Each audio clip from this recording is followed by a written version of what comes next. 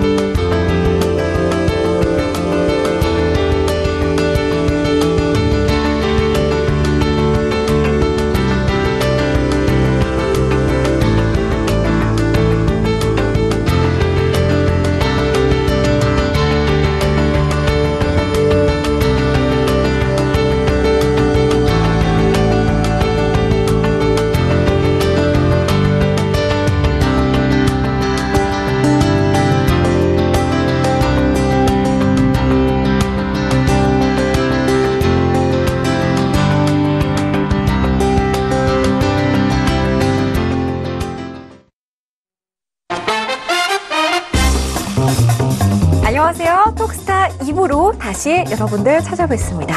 톡스타 2부도 함께 하시면서 궁금하신 사항들 풀어가 보시라고 우선은 참여 방법들 쭉 소개를 해드릴게요. 전화 023154-2611번, 2612번 두 대의 전화기가 여러분들을 기다리고 있습니다. 문자는 샵 0082번으로 함께하고 있는데요. 건당 100원의 정보 용료가 부과된다는 점 기억해 주셔야 될 것 같아요.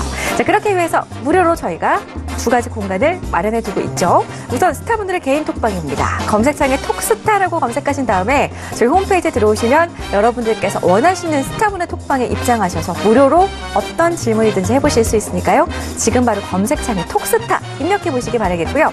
2시간 동안 저하고 스타분들과 실시간 소통하실 수 있는 단체 채팅방 같은 경우에는 카카오톡 오픈 채팅방에서 톡스타 별톡방 6글자 검색해서 입장하시면은 언제든지 저희하고 소통하실 수 있으니까요. 카카오톡 오픈 채팅방도 얼른 찾아와 보시기 바랄게요. 자, 1부에서는 많은 상담을 도와드렸었는데요. 저희가 톡스타 2부에서는 더 많은 정보들을 전달해드리기 위해서 매일매일 다른 코너를 준비하고 있습니다.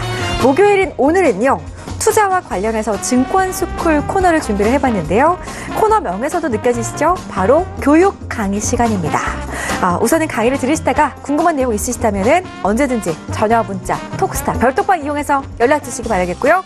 잠시 뒤에 증권스쿨 시작하기 이전에 우선은 시청자 퀴즈부터 다시 한번 내드릴게요. 화면으로 공개하겠습니다. 자, 오늘의 퀴즈입니다. 특정 직업에서 소수의 사람이 엄청난 고수익을 올려서 해당 분야를 장악하는 것처럼 보이는 것을 네모 현상이라고 한다. 1번 K-팝 스타, 2번 톡스타, 3번 슈퍼스타. 정답을 아시는 분들은 샵 0082번으로 문자 보내주시면 되겠고요. 제가 힌트 드릴게요. 해당 분야를 장악하는 것처럼 보이는 것은 무엇일까요? 장악을 하려면 정말 슈퍼적인 힘을 가지고 있어야겠죠?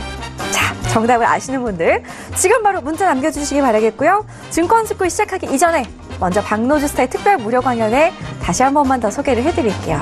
우선 주제는 10년 만에 오는 천재 1호의 수익 재테크라고 하는데요. 9월 1일 토요일 오후 2시부터 5시 30분까지 무려 3시간 반 동안 무료로 여의도 금융투자교육원 901호에서 9월 1일에 여러분들을 찾아간다고 하니까요. 자세한 문의사항은 1577-7451번으로 연락 주시기 바라겠습니다. 자, 그럼 오늘 함께할 스타분은 어떤 분인지 화면으로 먼저 만나보겠습니다. 재테크의 새로운 패러다임, 톡스타 오픈. 주식, 해외 선물, 가상화폐까지 모든 투자를 한눈에. 톡스타 이용 방법이 궁금하다면 검색창에 톡스타를 검색, 톡스타 홈페이지에 접속, 회원 가입 후 원하는 스타를 선택하면 준비 끝! 언제 어디서든 원하는 정보를 무료로 상담받으세요. 생활 속의 재테크 톡스타, 지금 바로 접속하세요.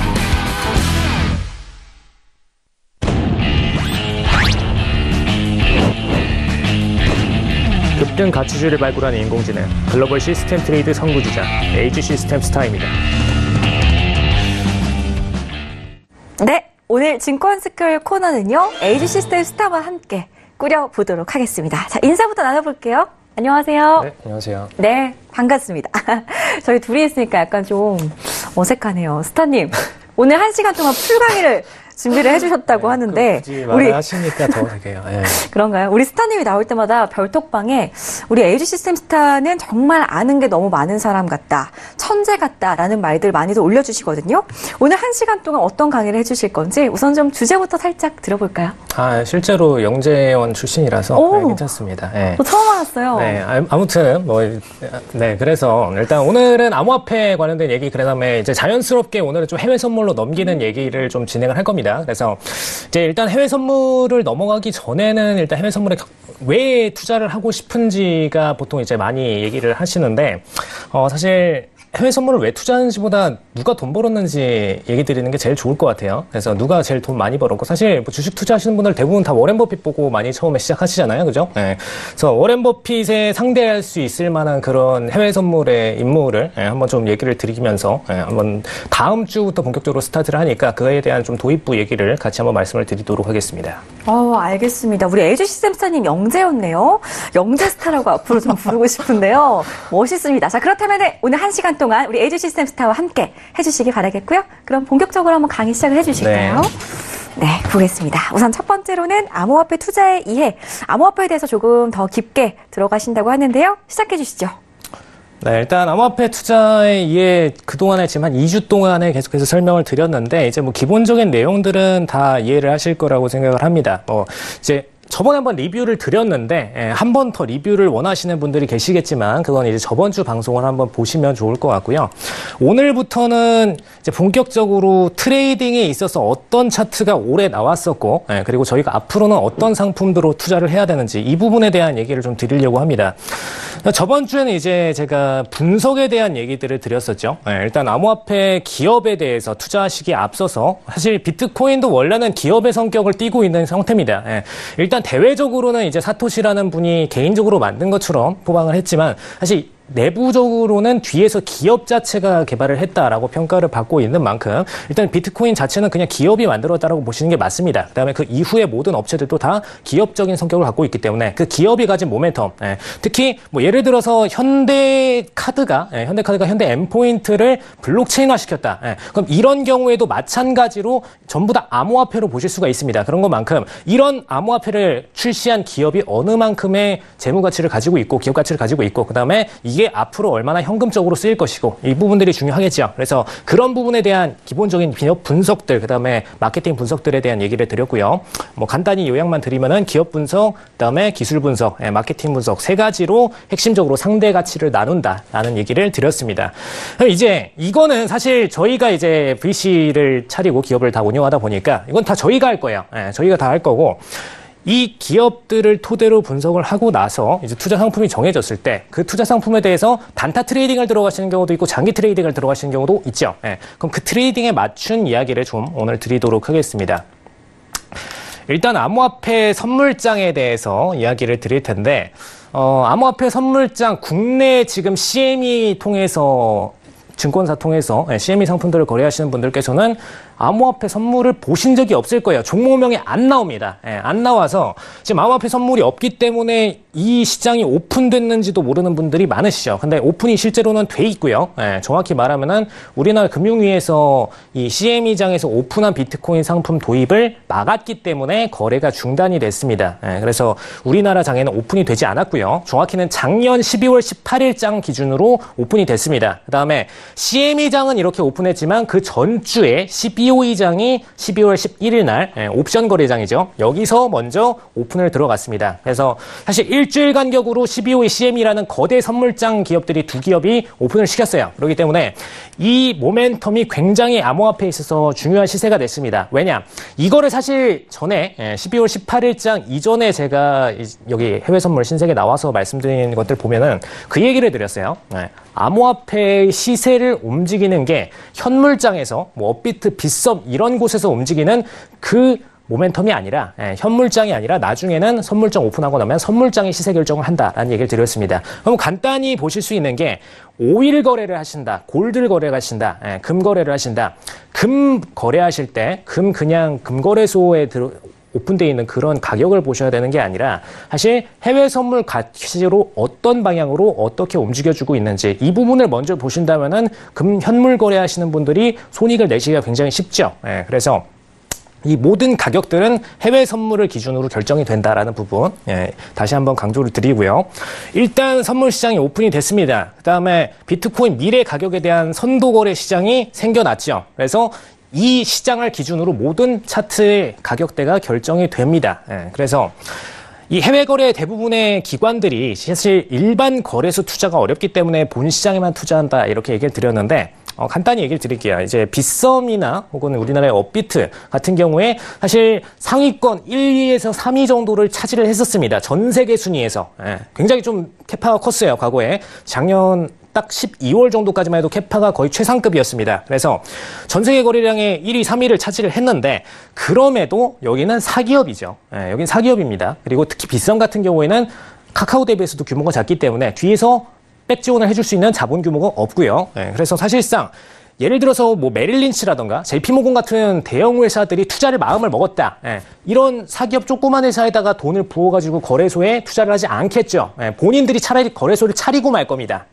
그럼 그 모습을 보실 때 당연히 CM이나 뭐 NISE, 나스닥 이런 정도의 거래소급이 운영하는 플랫폼이 아니라면은 애초에 거래를 하질 않습니다. 근데 이 CME장과 CBOE장에서 비트코인 선물 시장을 딱 오픈을 해줬어요. 기관들이 그동안에 현물 투자를 못했습니다. 그러다가 이 시장으로 넘어와서 거래 트레이딩을 스타트를 끊었습니다. 그래서 사실 뭐 대형 은행보다도 헤지 펀드들이 좀 많이 끊었죠. 스타트를. 그래서 대부분의 기관들은 일반 기업 투자 거래소가 어렵기 때문에 그래서 본 시장에서만 투자를 한다라는 얘기를 드립니다. 그래서 사실 우리 뭐 주식을 거래하시는 분들도 많이 아시겠지만 시세를 결정하는 건 결국 외국인이라고 표시된 외국 기관들, 그다음에 우리나라 기관들 둘 중 하나입니다. 결국에는 그 세력들이 핵심적인 차트를 결정하고요. 물론 뭐 코스닥의 조그만한 종목들은 일부 세력들이 조종을 할 수는 있겠지만 그런 종목들은 제외를 하고 대형 종목들 기준으로 볼 때 대형 기관들이 주도를 한다는 건 명백한 사실이죠. 근데 그 어마어마한 자금들이 들어오는 시장이 결국에는 CM이랑 CBOE장이라면은 결국 이 시장에서 모든 거래량들이 결정이 될 수밖에 없습니다. 그래서 이걸 기준으로 이 장을 먼저 보고 나서 그 다음에 현물장을 투자하셔야 된다라는 부분이 제일 중요한 부분이고요. 사실상 기관들의 거래 시장이기 때문에 비트코인 미래 가격 시장 가격을 결정하는 시장이다라고 요약을 드리도록 하겠습니다. 계속 같은 단어만 요약을 드린 거죠. 그러면은 이걸 기준으로 이제 비트코인 선물을 좀 바라보실 텐데 정확히는 17년 작년이죠. 12월 11일 날 CBOE 비트코인 선물 상장 들어갔고 18일 날 CBOE 비트코인 선물 상장에 들어왔습니다. 제가 왜 날짜를 굳이 이렇게 적어드리느냐. 이 날짜를 잘 기억하셔야 됩니다. 특히 이 선물 시장의 핵심, 시카고 상품거래소, 이 선물거래소 CME를 잘 기억하셔야 돼요. 이 날짜를. 그래서 국제시장은 국제금융 규제로 비트코인 선물은 우리나라에서는 미오픈됐다라는 부분 참고하시면 되겠습니다. 사실 저는 이 부분을 안타깝게 생각하기 때문에 조금 이따가 우리나라에서 왜 그 김치 프리미엄이라고 불리는 한국의 프리미엄이 왜 발생했는지 비교를 드리겠습니다. 보실게요. 이게 지금 선물장입니다. 선물장 차트죠. 여기서부터 스타트를 끊었어요. 여기 지금 보시면은 가격대가 21,000선입니다. 21,000이에요. 선물 거래하시는 분들은 아실 거예요. 이 가격이 하락을 할 때 퍼센티지가 레버리지가 작용을 해서 어마어마하게 이 퍼센티지가 커진다는 거. 지금 보시면은 바닥권 여기 제가 초록색 라인으로 쫙 그어드렸죠. 여기가 6,000선입니다. 2만선에서 6,000선까지 떨어졌어요. 이게 시작점이 언제냐? 지금 2017년 12월입니다. 12월 아까 좀 익숙하시죠? 12월 지금 18일 날 CME장 오픈됐다라는 얘기를 드렸습니다. 지금 CME 딱 오픈하고 나서 이날이 오픈한 날이에요. 오픈하자마자 그대로 계속 하락만 찍어가지고 바로 2월 달까지 단 2개월 만에 하락세를 이만큼을 찍었습니다. 그럼 사실상 토막으로 낸 게 거의 지금 3분의 1, 4분의 1가량으로 낸 거죠. 3.5분의 1 정도 냈습니다. 그러면은 3.5분의 1을 냈을 경우에 이 퍼센티지가 레버리지까지 작용을 한다면은 여기서 매도를 친 기관들은 어마어마한 수익률을 냈겠죠. 단순히 뭐 한 100% 정도가 아니라 본전을 넘어서는 수익까지도 냈습니다. 그래서 지금 일단 하락세가 여기까지 만들어져 왔는데 최근 장에 들어서는 계속해서 이 6,000선 과거에 2월 달에 만들었던 저점에서 저점 찍고 반등 보여주고를 반복을 해주고 있습니다. 근데 보시면 아시겠지만 차트 기울기가 계속 줄어들고 있어요. 기울기가 점점 약해지고 있습니다. 그죠? 보이시죠? 제가 그어드리는 선 그대로 기울기 따다다닥 줄어드는 거 보시죠? 미분으로 하면은 당연히 점점 음의 기울기로 가까워지는 모습을 보실 수가 있습니다. 0의 기울기로 가까워지는 모습을 보실 수가 있습니다. 그러면 제가 이거를 보여드린 이유가 시작점이 12월 18일이었어요. 18일. 이거 날짜를 그대로 갖고 와서 현물장으로 넘겨서 보시겠습니다. 지금 제가 여기다 파란 선을 약하게 그어놨는데 안 보이실 수 있을까봐 이렇게 좀 선을 표시를 드립니다. 날짜가 12월 17일이에요. 17일. 현물장입니다. 여러분들이 많이 거래하시는 외국의 뭐 바이낸스라던가 이런 거래소를 생각하시면 되고요. 지금 이 차트는 이제 비트파이넥스라는 해외 거래소장을 그대로 갖고 와서 차트 띄워드린 겁니다. 보시면은 이전에는 폭등을 보였어요. 사실 이때 우리나라 카카오가 딱 업비트를 오픈해주면서 전 세계 거래량을 다 띄웠습니다. 안 믿기시죠? 지금 리플 보고서에서는 1분기, 그 다음에 올해 2분기 초반까지만 해도 한국 거래량이 전 세계 거래량의 70%까지도 좌지우지했다라는 보고서를 실제로 내놨습니다. 그렇기 때문에 이때는 사실 업비트가 본격적으로 서비스를 오픈해준 게 12월 달 초에 오픈을 해줬죠. 그래서 그때 이후로 폭등장을 만들어내줬습니다. 그래서 이 시세를 폭등을 시켰고요. 여기 한국도 많이 들어갔습니다. 참고로 다 폭등을 시켜줬는데 문제는 12월 17일 날 언제죠? CME 오픈 바로 하루 전입니다. 하루 전에 고점 만들고선 그 다음 바로 다음 날부터 폭락을 만들었죠. 이후로 신고가를 올린 적이 없습니다. 그대로 계속 내리 꽂아가지고 바로 6천선까지 만들었어요. 그럼 뭘 보실 수가 있죠? CME장 오픈하자마자 바로 내리 꽂았구나. 이걸 아실 수가 있습니다. 근데 왜 CME장을 오픈하자마자 내리 꽂았을까라는 퀘스천 마크가 생기셔야 돼요. 단순히 그냥 현물 거래만 하시던 분들은 CME장이 오픈한 거랑 뭐 그냥 우연히 겹쳤나 보지, 혹은 그냥 기관 거래 물량들 들어오니까 그랬나 보지. 기관 거래 물량들 들어와서 그런 거 맞습니다. 한마디로 기관들은 암호화폐 가치를 하락할 거다 쪽으로만 계속 보고 있었던 거예요. 그래서 매도에 대한 베팅을 시작하자마자 그냥 바로 들어간 겁니다. 한마디로 어떻게 보면은 우리나라 주식 종목이 상장할 때 공모가가 너무 높게 상장이 됐다. 그래서 공모가 딱 올라오자마자 그냥 바로 물량을 팔아치웠다. 이런 거랑 똑같다고 보시면 됩니다. 물량 갖고 있는 상태에서 바로 공매도랑 엮어서 그대로 매도 쳐서 계속해서 가격을 떨어뜨려서 본질의 가치까지 떨어뜨렸다라고 보시면 되고요. 그래서 그 가치가 현재는 일단 6천선까지 정도면 적정선이다라고 평가를 받아서 6천선 부근가에 위치를 해 있는 겁니다. 그래서 그 모습을 보실 때 선물장 오픈하고 나서 딱 그 전날 고점 만들고 그 다음부터는 기관이 CME장에서 매도 쳐주는 대로 현물도 그냥 따라서 움직였다. CME가 미니까 같이 밀려서 움직였다라고 보시면 되겠습니다. 그래서 일단 17일장 고점 형성 시키고 나서 이후 현재까지 하락세. 저 기울기도 아직까지 무뎌지고 있기 때문에 하락세 맞죠. 그 다음에 바닥권에서 튀어 오르고 있는데 점점 꼭 탱탱볼처럼 탱탱볼 더 이상 안 튀어오르듯이 안 튀어오르고 있습니다. 이렇게 해서 지금 6천선 지지 이후에 현재까지도 6천선이 계속 지지선이다. 여기서 한 가지 더 보실 수 있는 게 있어요. 차트가 떨어지는 것만 보시는 분들은 그냥 하방 베팅하면 되지 않을까만 생각하시는데 6천선에서 지지를 거의 반년 넘게 만들고 있죠. 반년 넘게 만들고 있습니다. 그럼 이게 의미하는 거는 6천선 여기에 호가 블록이 어마어마하게 쳐져 있다는 거죠. 매수 물량들이 여기에 잔뜩 대기를 해놓고선 떨어질 때마다 매수를 치고 하고 있다는 겁니다. 그러면 이 수급이 이탈되지 않는 한은 일단은 단기간은 안 무너지는데 이 6천선만 확실하게 깨뜨리고 나면은 더 추가적인 매도세를 보실 수가 있다는 게 핵심 포인트입니다. 여기에 분명히 호가 물량으로 뭐 예를 들어서 주식으로 따진다면 여기가 1만 원 선이다. 1만 원 선에 10만 개 물량이 걸려 있는 거, 이런 상상을 하시면 되겠습니다. 호가창으로 보실 때. 그래서 일단 6천선에 대량 현물 물량들이 호가 블로킹을 치고 있다라는 부분까지 인지를 하시면 되겠고요. 그러면은 일단 이걸 기준으로 방금 보여드린 차트는 해외 거래소입니다. 해외 거래소, 그 다음에 그 앞에 보여드렸던 선물장은 미국에 있는 CM이라는 초대형 나스닥이랑 NYSE급으로 보시면 됩니다.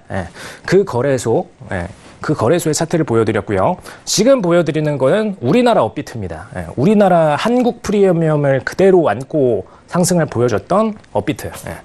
보시면은 이제 2018년 1월 6일장이 이때입니다. 제가 고점을 표시를 해드렸어요. 고점을 표시를 해드렸는데 아까 앞에서도 보여드렸지만 2018년 1월 달에는 이미 차트가 여기 정도까지 와 있었습니다. 해외 거래소는 고점이 여기죠. 이때 2017년 12월 18일 때 고점은 여기였습니다. 그렇죠? 고점이 낮아졌죠. 근데 업비트로 넘어오시면은 올라갔어요. 12월 달이 이때고요. 오히려 고점이 올라갔습니다. 올라가고 나서 그 다음에 떨어졌어요. 여기서 보실 수 있는 건 간단합니다. 이제 한국 프리미엄이라고 많이 얘기를 잘 안 하고, 정확히는 김치 프리미엄이라는 얘기를 많이 썼습니다. 우리나라 이제 속된 용어로. 네, 저는 이제 여기서는 좀 방송이니까 한국 프리미엄이라는 얘기를 쓰고요.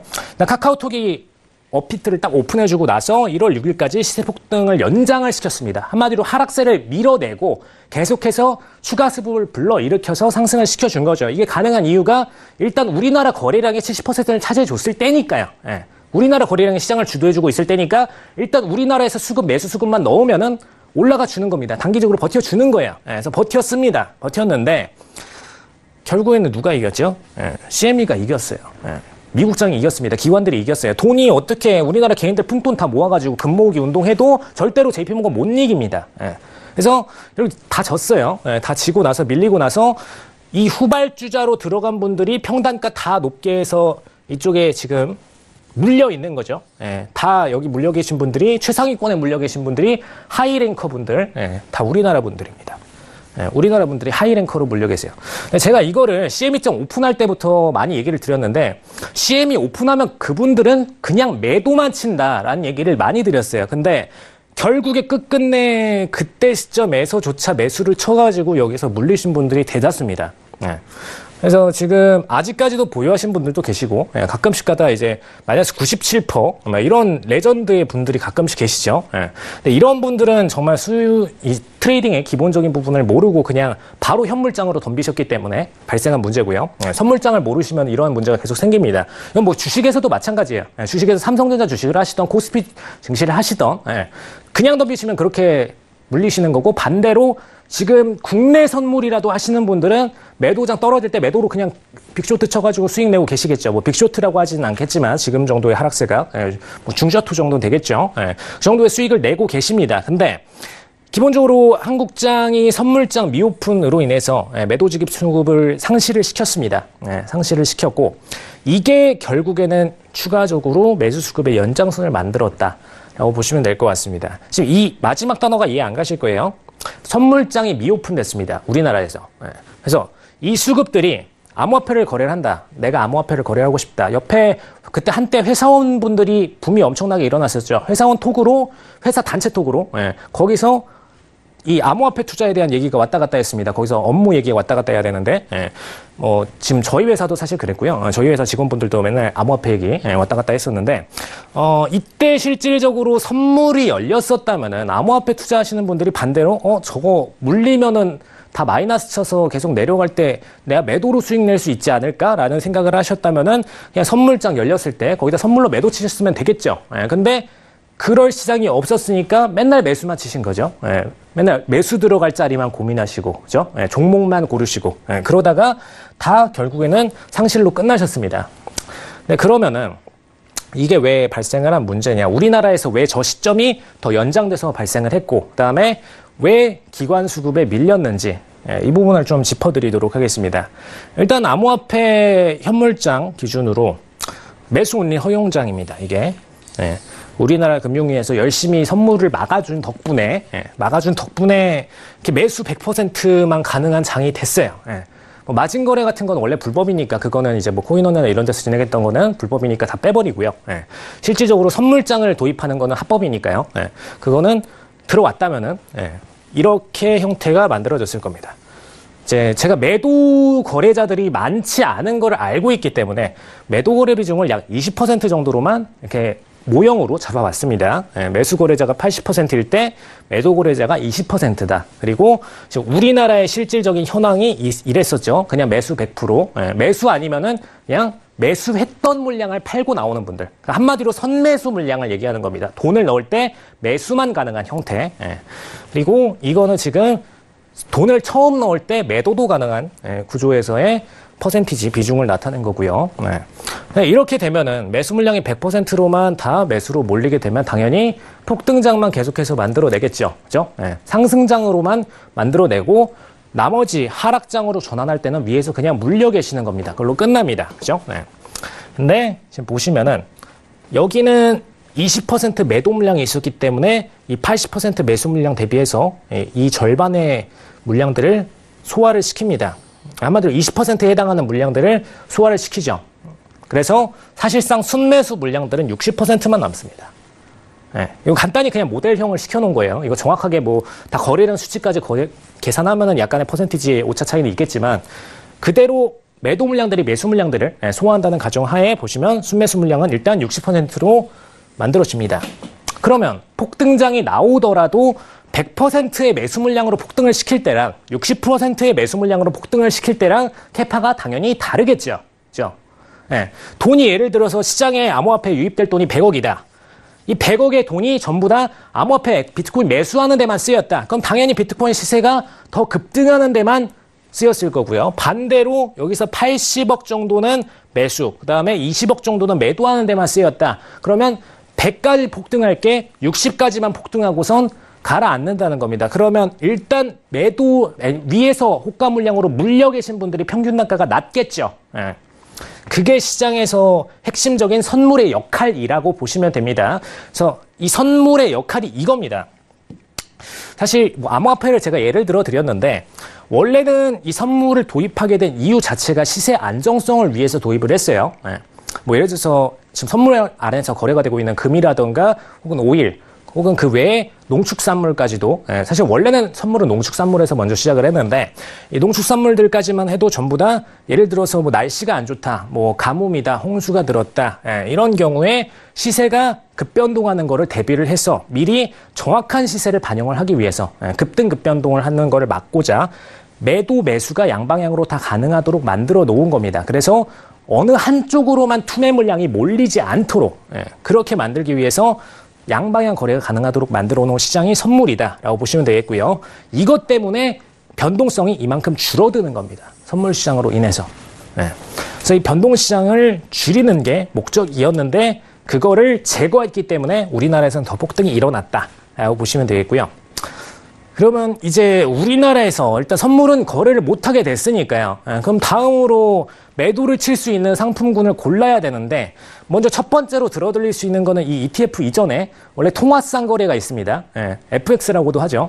통화상 거래 기준으로는 예를 들어서 뭐 달러로 원화를 구매한다. 그럼 이걸 그냥 통화상으로 묶어가지고 원달러 환율 자체를 거래하는 겁니다.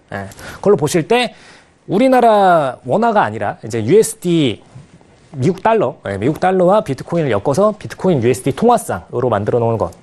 뭐 이런 것들을 반대로 전환시켜서 비트코인 대 USD로 만들어 놓으면은 반대로 인버스, 즉 매도장에 대한 대응이 만들어집니다. FX장 기준으로 해서. 그래서 그런 상품들이 만들어질 수 있기 때문에 FX장에서는 조금 더 일찍 이런 상품군들이 발달을 했고요. 그거는 이제 FX장으로 넘기고 현물장 기준으로 해서 선물을 만들어 놓은 저희는 정확하게 물건 기준의 거래를 희망을 많이 하기 때문에 암호화폐 ETF에 대해서 간단히 얘기를 드리도록 하겠습니다. 사실 제가 처음에 암호화폐 이 강의를 스타트 끊으면서 말씀을 드렸던 게 암호화폐 ETF에 대한 투자가 기다리고 있다라는 얘기를 드리면서 시작을 했어요. 지금 상태에서 사실 현물 들어가실 종목 없는 것 다들 아실 겁니다. 웬만한 분들 다들 아실 거예요. 근데 암호화폐 ETF는 좀 성질이 다르죠. 그렇기 때문에 소개를 드리는 거고요. 일단 미국 증권거래소 NYSE에서 NYSE 아카라는 자회사 모델이 있습니다. 이 친구들은 ETF 거래 플랫폼이에요. 그냥 NYSE는 원래 이제 증권거래 플랫폼인데 지금 NYSE의 자회사 NYSE 아카는 ETF 전문 플랫폼입니다. 그래서 지금 이 사진 보시면은 이 사진 많이 보셨죠? 뭐 영화 같은 데서도 많이 나오고 월스트리트 하면 항상 꼭 나오는 이미지입니다. 이제 NYSE에서 이제 플로어 트레이딩을 들어가시는 분들의 현장인데 뭐 CME도 이런 건 비슷합니다. 다 비슷하지만 NYSE가 워낙 이제 증권에서의 핵심 메카다 보니까 이런 플랫폼을 가장 많이 잘 구축해 놓은 시스템이고요. 기관들 트레이딩이 제일 많은 곳이 이곳이죠. 그래서 여기서 ETF가 출시가 된다면 안정적으로 기관들이 돈을 넣을 수가 있고 일반 개인들도 믿고 그냥 넣을 수가 있습니다.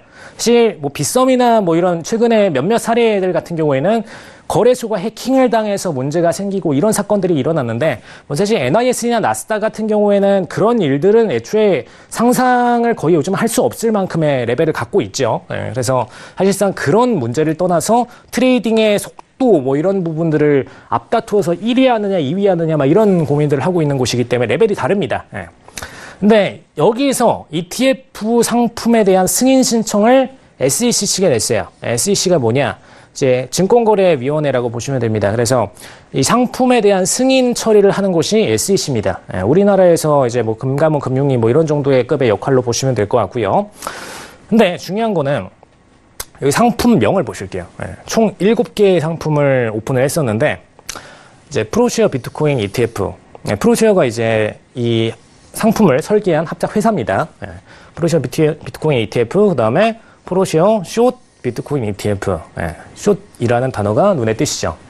어제 저녁 때 딱 이 시간에 2부에 하는 방송이 뭐죠? 롱맨, 숏맨이죠. 롱맨, 숏맨. 롱이 뭐죠? 매수. 숏이 매도입니다. 그래서 빅쇼트라는 영화가 있는 거예요. 근데 참고로 말씀을 드리면은 영화 중에서 빅롱이라는 영화 들어보셨나요? 빅롱 같은 영화는 안 생겨요. 절대 안 생깁니다. 왜냐? 어떤 상품이 있을 때 상승하는 것 엄청 어려워요. 엄청 어려운데 그 상품이 망하는 건 쉽습니다. 사람도 망하는 게 쉽고 기업도 망하는 게 쉬워요. 그건 누구나 다 아실 겁니다. 성을 쌓기는 쉬워도 성을 쌓기는 어려워도 성을 무너뜨리기 너무나 쉽다는 걸 아실 거예요. 그래서 원래 기본적으로 숏 속도가 빠릅니다. 그래서 빅롱이라는 영화는 없어도 빅쇼트라는 영화는 있죠. 이때의 쇼트가 이 숏입니다. 그래서 간단히 이게 매도에 대한 의미로 보시면 되겠고요. 근데 여기 아래에 제가 따로 디렉션이라는 회사와 합작해 놓은 상품들 5개를 나열을 해 놨습니다. 여기서 제가 설명드릴 게 2가지예요. 보시면은 디렉션 데일리 비트코인 베어 곱하기 1 쉐어 이렇게 되어 있죠. 그 다음에 아래는 불쉐어. 불쉐어. 근데 곱하기도 막 보입니다. 앞에 이 부분은 뭐 대충 알 것 같아요. 회사고 데일리고 데일리 매매를 통해서 본다는 거고 비트코인이고 여기까지는 알 것 같습니다. 근데 이 뒤에 베어 곱하기 1 쉐어 그 다음에 곱하기 1.25 1.5 이런 부분들이 좀 이해가 안 가실 거예요. 일단 베어 불부터 정리를 드리겠습니다. 불 하면은 나오는 게 있어요. 그 월스트리트의 대표적인 이미지죠. 그 차징불이라고 있습니다. 이제 월스트리트 한가운데 이렇게 돼가지고 황소가 있어요. 황소가 있고 이게 월스트리트의 상징이죠. 그래서 이거 속된 말로 좀 알려드리면은 이제 이 소를 만지면은 이 증시에 대한 행운을 얻는다. 이런 설이 있어가지고 월스트리트를 방문하신 많은 분들이 차징불을 만지고 가는데 만지는 부위가 좀 안 좋은 부위예요. 안 좋은 부위를 만져야 됩니다. 이건 실제로 여기 설이에요. 설인데 아무튼 소의 그거를 막 만지면 좋다 이렇게 얘기하는데 그 이유 자체가 이 불이 상승장이에요. 상승장이고요. 그럼 불이 있으면 왠지 베어는 딱 반대의 느낌이 들죠. 베어는 하락장입니다. 하락장을 얘기하는 게 베어장입니다. 베어 마켓. 그래서 보시면은 불쉐어 하면은 이거는 매수장에 대해서 대응하겠다라고 보시면 되고요. 베어쉐어라고 있습니다. 이거는 매도장에 대해서 대응하겠다라고 보시면 됩니다. 그래서 여기서 이제 이 친구들은 숏이라는 단어를 썼고 이 친구들은 베어랑 불이라는 단어로 상승장 하락장에 대한 대응을 나누겠다라고 보시면 됩니다. 그래서 이 상품들은 전부 다 선물장에 대한 트레이딩이에요. 현물장에 대한 트레이딩은 일부 거래소들, 나스닥 자회사 뭐 재민이나 이 친구들이 한번 SEC 쪽에 승인 신청을 했다가 다 퇴짜 맞았습니다. 사실 이 NIS도 퇴짜 받았었는데 일반 현물 상품들은 다 퇴짜를 맞아요. 왜냐? 너네 암호화폐 하락하면 어떻게 대응할 거냐? 암호화폐를 승인을 신청을 우리가 해줘서 그래 시장에 오픈했다고 치자. 그랬을 때 여기에 투자하는 사람들이 물리면은 우리의 이미지는 무엇이 되느냐라고 반문을 했을 때 답변할 게 없습니다. 근데 이 친구들이 이렇게 숏 상품을 같이 오픈을 해서 ETF 승인 신청을 했을 때는 이런 공격을 할 수가 없어요. 물리면 어떻게 할 거냐라는 얘기를 할 수가 없습니다. 왜냐? 일반 시장 개인들도 전부 다 숏에 베팅할 수 있도록 우리가 ETF 열어놨는데 뭐가 문제입니까? 라고 할 수 있으니까요. 그게 사실이고요. 우리가 숏에도 베팅을 할 수가 있도록 상품이 오픈되어 있습니다. 그러면 여기 베팅하면 되죠. 그죠? 일단 그래서 숏과 베어, 불에 대한 설명을 드린 거고요. 저희가 목표로 하는 거는 숏에 대한 시장이 목표입니다. 일단. 베어와 숏에 대한 시장이 목표고요. 그럼 그 다음에 나온 단어가 여기 곱하기 1, 곱하기 1.25, 1.5 이렇게 있습니다. 이게 무엇이냐? 선물의 핵심적인 성질인데 이제 레버리지라고 있습니다. 레버리지에 익숙해지셔야 돼요. 많은 분들이 이 레버리지라는 개념을 미수나 이런 개념과 비슷하게 생각하시는데 그게 아닙니다. 레버리지 개념을 제일 쉽게 이해할 수 있는 거는 여기 지금 주식 투자하시는 분들은 다 집 한 번씩 사보셨을 거라고 생각을 하기 때문에 집에 대한 얘기를 드리겠습니다. 집이 있으면은 집에 대한 이제 계약서를 처음에 작성을 하죠. 청약 계약서든 뭐 계약서를 작성을 하고 집 딱 분양받고 나오면 앞에 떴다방이 있습니다. 떴다방에서 계약서만 우리가 돈 차지 얼마 주고선 넘겨라. 이런 얘기를 하죠. 이 계약서만 가지고 거래를 하게 되는 게 바로 선물시장과 똑같은 구조입니다. 계약서가 뭐죠? 전체 집값이 예를 들어서 10억이다. 근데 계약금을 1억만 넣었다. 이걸로 거래가 되죠. 집에 대한 권리 보유에 대한 거래가 됩니다. 1억만 가지고. 근데 실질적으로 10억 기준의 차익에 대한 보상을 해주죠. 거래를 할 때. 그래서 이때 볼 수 있는 게 레버리지입니다. 10억에 대한 가치 자산을 계약서만 가지고선 1억만 가지고 거래가 되기 때문에. 그래서 이 10배라는 레버리지 효과를 본 게 레버리지 구조고요. 근데 선물시장은 애초에 이런 성질들을 항상 내포를 하고 있어요. 다 계약서만 가지고 거래하는 구조이기 때문에 이 계약서에 대한 성질을 기준으로 레버리지가 얼마든 가능하도록 되어 있습니다. 딱 뭐 상품마다 다 퍼센티지가 다릅니다만 그렇게 되어 있고요. 그래서 그걸 기준으로 레버리지를 낮춘 게 ETF입니다. 좀 더 안정적으로 증권 거래처럼 마이너스 구간으로 안 들어가도록 본인 자산보다 많이 까지지 않도록 만든 게 ETF고요. 그래서 곱하기 1 하시면은 이제 그냥 본인 자산과 비례하게 100%로 거래하는 방식이라고 보시면 되고, 그 다음에 여기 곱하기 1.25, 1.5 붙으면은 여기에 배수해서 레버리지 효과를 쳐서 거래를 한다라고 보시면 됩니다. 그럼 그만큼 여기 이 곱하기 2자리에다 트레이딩을 넣었을 때 수익률이 높고 반대로 손실률도 높겠죠. 그래서 선물장을 통한 거래이기 때문에 이 구조가 가능하다라고 이해를 하시면 됩니다. 해서 지금까지 일단 비트코인 ETF, 그 다음에 숏에 대한 ETF, 매도에 대한 ETF 이렇게 해서 나눠서 설명을 드렸고요. 일단 장이 NYSE 측에서도 오픈되기 중에 있는데 그 다음으로 지금 9월 21일장으로 오픈이 되는 핵심 장이 CBOE 장이 있습니다. 정확히는 오픈이 아니고 이제 심사죠. CBOE가 이제 SEC 측으로 심사를 넣습니다. ETF. 그래서 이때 만약에 승인이 안 나면은 이제 내년까지로 연장이 되는데 승인이 빠르게 나서 9월 21일 날 오픈이 된다. 그러면은 ETF 장 때문에 한번 시세가 앞에 이 차트들이 폭등도 해주고 폭락도 해줄 수 있겠죠. 그래서 여기서 한번 폭등도 일어났다가 반대로 인버스 물량들로 매도 물량들 쫙 들어와 주면은 반대로 폭락장으로 전환이 될 수가 있습니다. 그래서 이 얘기들을 종합적으로 드렸고요. 왜 제가 ETF에 대한 얘기를 드렸냐? 이 친구는 증권 거래에 가까워요. 우리나라에서 이제 증권 거래 HTS 들어가 보시면은 뭐 신한 레버리지 원유 선물 뭐 이런 것들 상품들 보셨을 겁니다. 그런 상품들은 ETF 혹은 ETN이에요. ETF 혹은 ETN이라고 합니다. 이 상품들은 일단 이 기업에서 출시해서 펀드화를 시켜서 출시한 상품이기 때문에 증권처럼 거래를 할 수가 있습니다. 원래 트레이딩은 선물에서 일어나고 있는데 이거를 끌어와가지고 증권처럼 만들어 놓은 거예요. 그래서 그냥 증권거래 플랫폼에서 신청만 하시면은 거래를 하실 수가 있습니다. 이건 한번 따로 신청을 하셔야 돼요. ETF에 대한 승인 신청. 근데 그것만 있으면 거래를 하실 수가 있고요. 지금 외국에 상장된 ETF도 해외 증권거래 플랫폼 통해서 승인 신청만 한번 추가적으로 하시면은 ETF에 대한 거래도 하실 수가 있습니다. 그래서 만약에 이게 중간에 우리나라 금융위가 굳이 또 막지 않는다면은 정상적으로 오픈이 돼서 ETF에 대한 트레이딩을 매도 쪽으로도 하실 수가 있다라는 거. 그래서 현물 매수만 하시던 분들 이쪽으로 넘어가셔서 매도 치시면 됩니다, 이제. 그래서 그거를 설명을 드리는 거고요. 뭐 ETF, ETN 간단히 나왔으니까 이거 차이만 설명드릴게요. 상장지수 펀드. 이거는 이제 운용까지도 살짝 들어간 겁니다. 한마디로 이제 펀드 매니저가 직접 이거를 상장 지수에 웬만해서는 거의 비례하게 트레이딩을 하는데 중간에 뺐다 꼈다를 할 수 있는 권리가 있어요. 그래서 정확하게 지수가 이만큼씩 딱 올라갔다. 비트코인이 이렇게 상승을 보였다. 근데 이 ETF 같은 경우는 수익률을 똑같이 이렇게 따라가지 않습니다.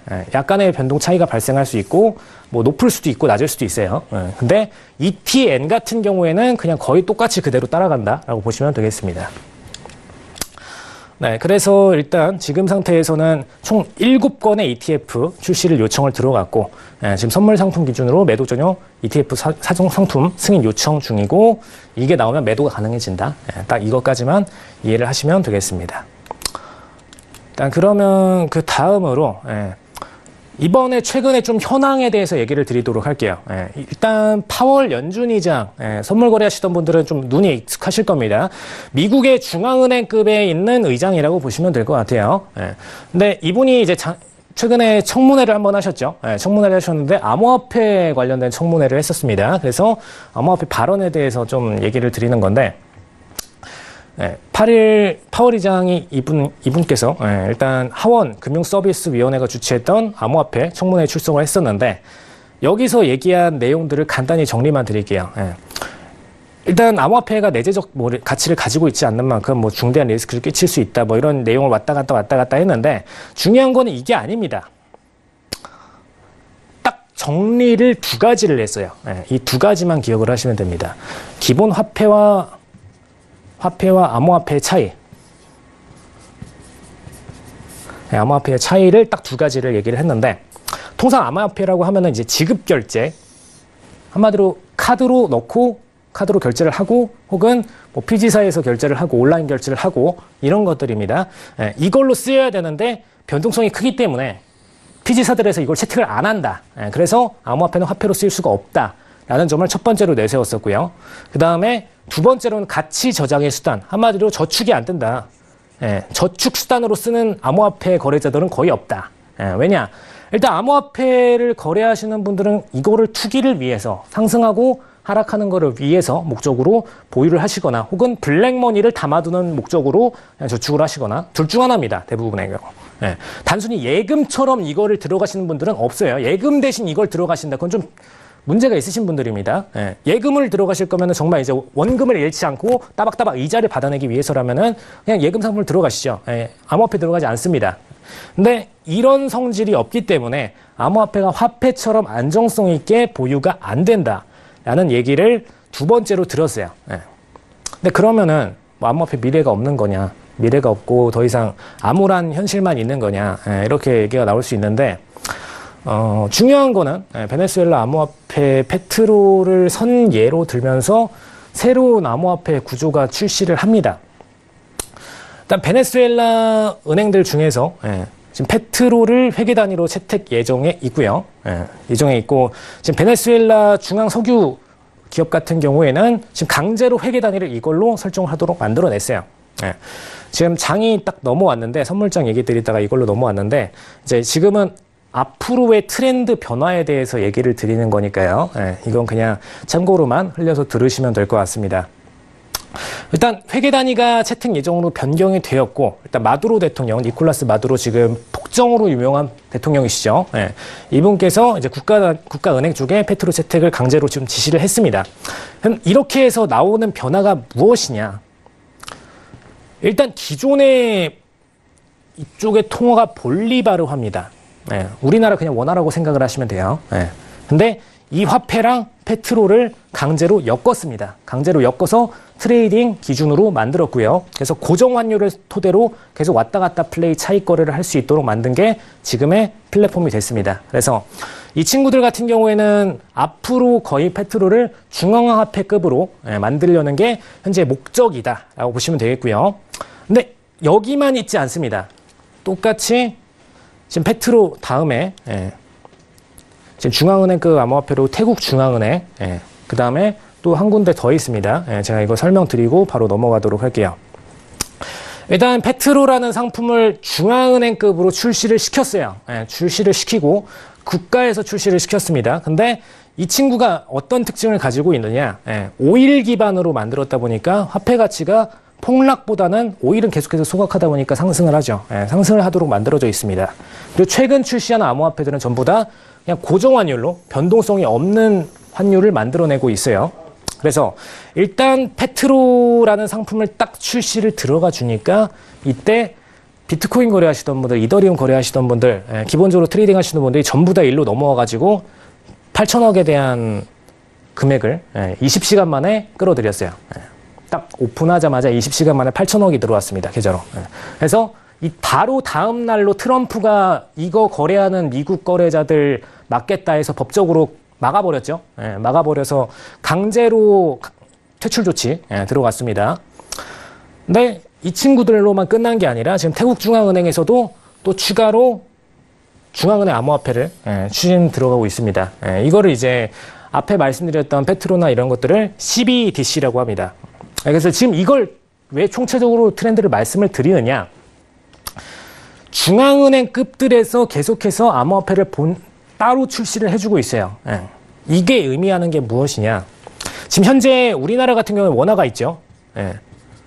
원화가 있는데 이거랑 동일한 가치를 지닌 암호화폐를 출시하는 트렌드로 변화하고 있다라고 보시면 됩니다. 그래서 지금 그냥 사기업들이 출시한 것들은 눈에 들어보실 필요가 없고요.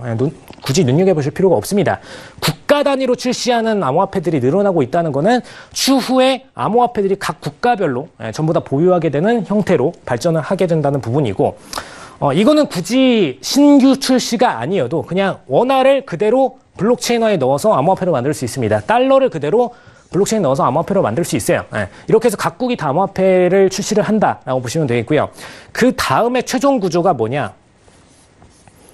그 다음에는 IMF나 BIS 쪽에서 중앙기축통화급 암호화폐를 발행하는 게 다음 단계입니다.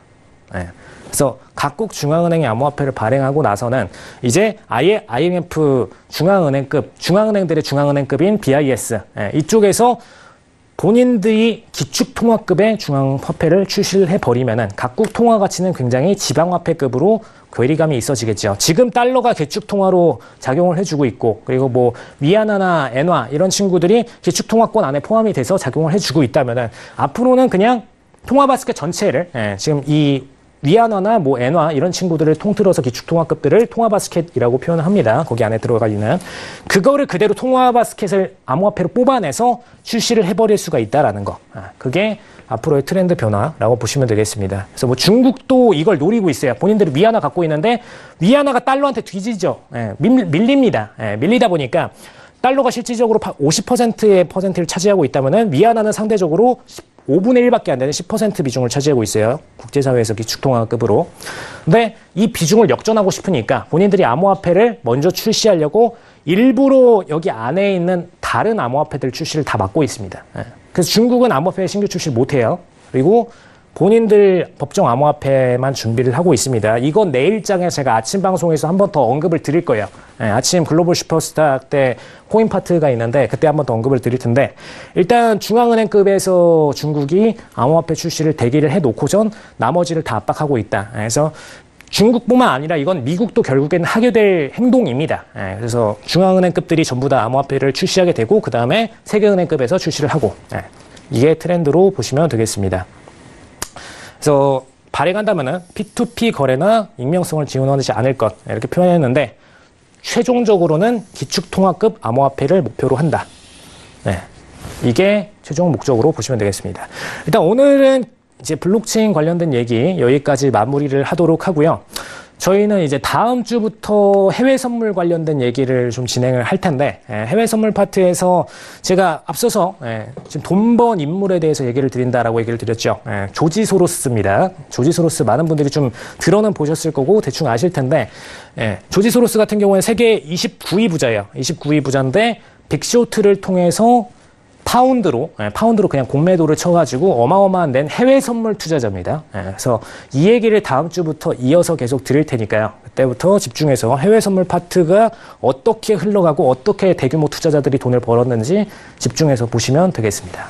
알겠습니다. 오늘 LG 시스템스타와 함께 1시간 동안 강의하셨는데요. 오늘 혹시라도 교육 강의 내용 모자라신 분들을 위해서 오프라인으로 무료 강좌가 연결이 되어 있다고 해서 좀 알려드리겠습니다. 교육장이 준비가 되어 있다고 하는데요. 그와 관련한 궁금증은 서울경제TV 1577-7451번 그리고 톡스타 1644-0147번으로 전화 주신 후에 궁금증을 문의해 주시기 바라겠습니다. 자, 그렇다면 우리 LG 시스템스타와 함께 오늘 암호화폐 투자하려는 분들에게 정말 유용한 정보들 다뤄봤습니다. 아무것도 모르고 주변에서 많이 하니까 나도 해볼까 하고 들어가신 분들 많을 텐데요. 오늘 이 시간 통해서 대해서 더 자세히 알고 접근을 하신다면은 앞으로는 조금 더 현명한 투자 이어가실 수 있을 것 같습니다. 오늘 시간 관계상 우선 LG 시스템스타하고는 여기서 인사 나눌게요. 오늘 말씀 고맙습니다. 네, 감사합니다. 네, 알겠습니다. 자, LG 시스템스타 여기서 보내드리고요. 저희 박노주 스타의 특별 무료 강연회가 있기 때문에 다시 한번 안내해드리겠습니다. 주제는 10년 만에 오는 천재 1호의 수익 재테크라고 하는데요. 9월 1일 오후 2시부터 5시 30분까지 3시간 반 동안 무료로 진행이 된다고 합니다. 여의도 금융투자교육원 901호에서 9월 1일 토요일에 여러분들 찾아간다고 하니까요. 1577-7451번으로 전화 주신 다음에 자세한 문의사항들 체크해 가시기 바라겠습니다. 자, 지금 이 시간 퀴즈 정답자도 상당히 궁금하시죠? 퀴즈 정답부터 공개를 해드릴게요. 화면으로 보겠습니다. 자, 오늘의 퀴즈 정답은요. 특정 지역업에서 소수의 사람이 엄청난 고수익을 올려서 해당 분야를 장악하는 것처럼 보이는 것은 무엇일까요? 였는데요. 정답은 3번 슈퍼스타였습니다. 정답을 맞춰주신 분들 저희가 휴대전화 뒷번호로 공개를 한다고 했는데요. 아래 화면 위로 띄워드릴게요. 0412님, 0607님, 9566님, 7082님, 9398님 이렇게 5분 추첨됐다고 합니다. 진심으로 축하드리고요. 내일 톡스타 고객센터에서 전화 드린다고 하니까요. 모르는 번호도 꼭 받아주시기 바라겠습니다. 저희 방송이 끝난 후에도 우리 스타분들의 개인 톡방과 단체 채팅방 이용하신다면 궁금증 계속해서 해결해 가실 수 있고요. 스타분들의 개인 톡방은 검색창에 톡스타 검색하시고 별톡방도 계속해서 들어와 주시기 바라겠습니다. 오늘 스타분들의 추천 종목도 화면으로 공개해 드릴 거고요. 저희는 내일 밤 8시에 다시 돌아올게요. 고맙습니다.